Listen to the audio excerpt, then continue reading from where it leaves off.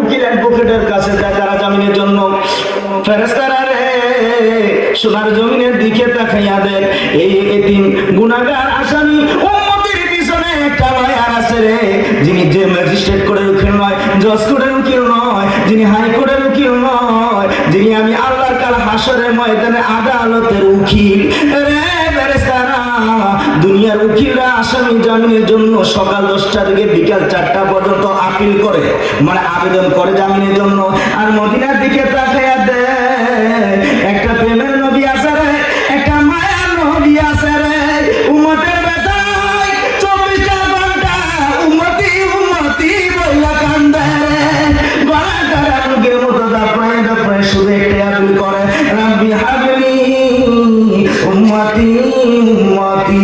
ফেরেশতারা রে আমি আল্লাহ দেরি করব না, আজকের মাহফিলে যারা গেল রে তাদেরকে খবর জানা দে, তারা ডান পাটা দিয়া বাম পাটা উঠার আগে আগে রে আমি আল্লাহ তাদের জীবনের গুনাহগুলি মাফ কইরা দিলাম।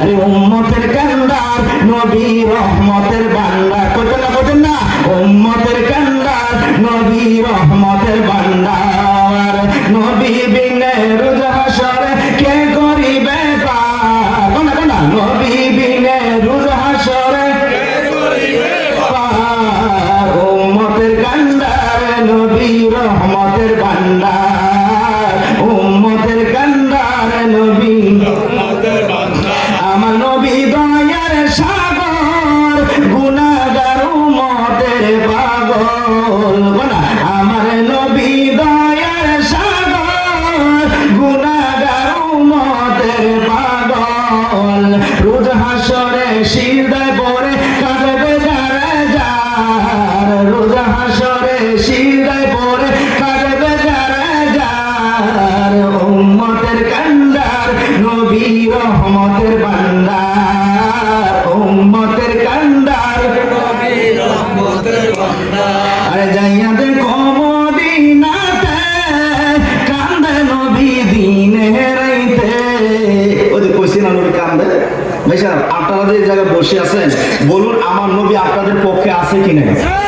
তাহলে এমন একজন উকিল যদি আপনাদের পক্ষে থাকে, আমরা দেশে এই ওনসা দুনসা ভাই সাহেব সাধারণ কোর্টের উকিল না তো, যিনি সরাসরি আমার আল্লাহর কোর্টের উকিল হইব, আপনার আমার জন্য জামিনের জন্য আমার জন্য উকালতি করবো, মানে সুপারিশ করবো, সোনাল কইতেন না, সেই নবীর পক্ষে বসতে রাজি আছেন তো ইনশাআল্লাহ? আল্লাহ তুমি কবুল করো, সকলে বলেন আমিন।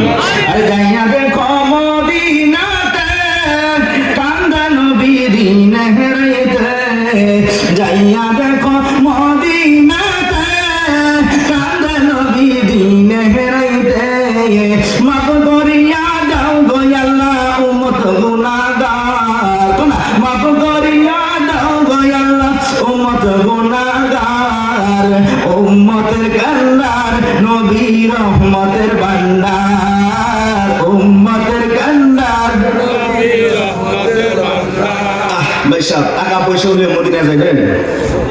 কেনই যাবেন না?